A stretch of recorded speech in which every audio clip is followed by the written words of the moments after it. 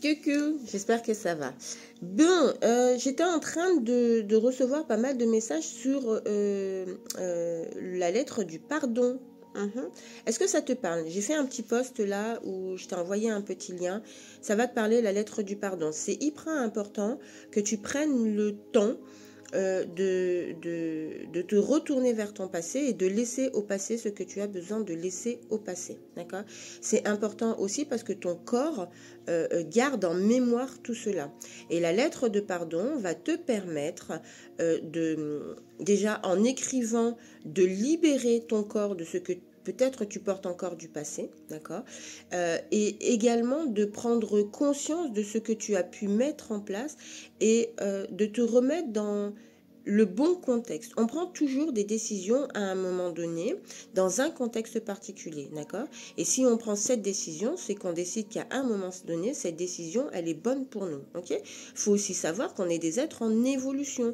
Donc la décision que j'ai prise il y a 10 ans en arrière, alors peut-être que je ne prendrai pas la même décision aujourd'hui, ou peut-être que je n'attendrai pas 10 ans pour prendre cette décision-là. C'est hyper important que vous restiez, que vous compreniez qu'il y a un contexte.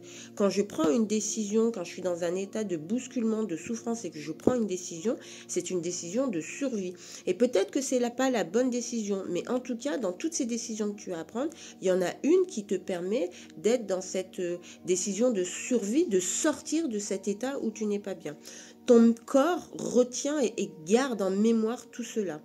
La lettre de pardon va te permettre de visualiser tout ce que tu as mis en place pour toi, de te pardonner certaines décisions, certains choix que tu as faits et sois vraiment dans cette douceur. C'est important que tu puisses libérer ton passé, pas en le fracassant et en claquant la porte pour pouvoir ouvrir une autre part. Non, c'est comment ce passé, il a fait de toi ce que tu es. Il t'a permis, d'avancer, de marcher, de tenir debout, ok?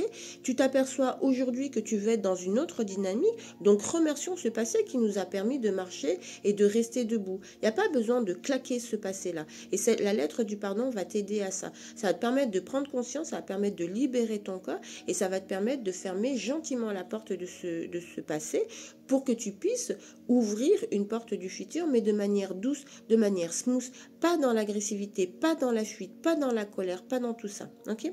Attention au foie. Hein, c'est là où se loge la colère. Et attention à la rate. La rate, tu demandes à Google la symbolique de la rate. Ok? Je t'embrasse tendrement. Franchement, la lettre du pardon est quelque chose qui est hyper intéressant à faire sur une situation conflictuelle avec quelqu'un, sur une situation avec un membre de ta famille. Et surtout, surtout en premier lieu, la faire pour toi. Pour toi et pour toi, parce que tu es ta priorité. C'est toi le socle qui va te préoccuper de toi, va te faire du bien, et c'est en te faisant du bien, du coup, que tu émanes du positif et qui permet aux personnes qui sont autour de toi, ta famille, tes enfants, tes amis, de bouger, d'accord? Et c'est aussi important que tu comprennes que chacun a son rythme et que s'éveiller et aller chercher dans sa partie obscure n'est pas donné à tout le monde parce que tout le monde n'a pas pas cette force-là parce que c'est pas le bon terme, mais c'est important de respecter le rythme de chacun, d'accord?